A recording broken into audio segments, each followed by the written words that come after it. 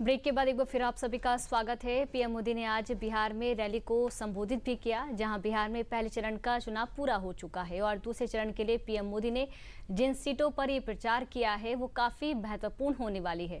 PM Modi इन दोनों ही रैलियों से बिहार की कितनी सीटों पर प्रभाव पड़ सकता है, देखिए इस रिपोर्ट में।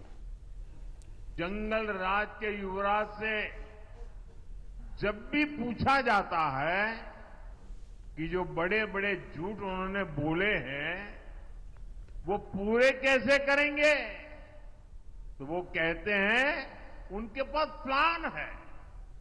और जब पूछा जाता है भी बताओ प्लान क्या है, तो उनके मुंह में दही जम जाता है, मुंह पे ताला लग जाता है।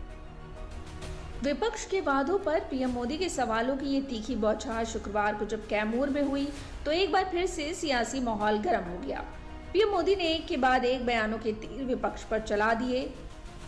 आरजेडी के नेताओं के किस तरह के गाने वायरल हो रहे हैं, चुनाव प्रचार के जो गाने हैं कैसे गाने वायरल हो रहे हैं। आरजेडी वालों का एक गाना है, आपने भी सुना होगा, आपने भी शायद मोबाइल पे देखा होगा। आरजेडी वालों का एक गाना है, आएगी भैया की सरकार। क्या बोलते हैं? आएगी भैया की सरकार, बनेंगे रंगदार।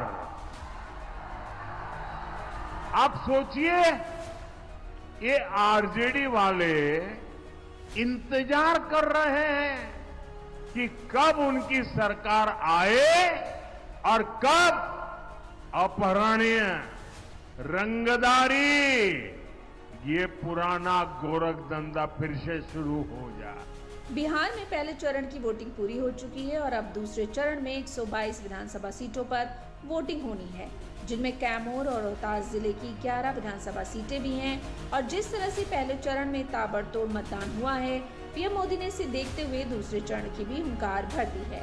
बिहार की मातृशक्ति का आभारी हूँ। पहले चरण में एनडीए के उम्मीदवारों के पक्ष में जबरदस्त मतदान हुआ। अब कैमूर की बारी है, अब रोहतास की बारी है। जब ये चुनाव शुरू हुआ था तो आरजेडी और कांग्रेस के लोग फूल फूल के गुब्बारा हुए जा रहे थे।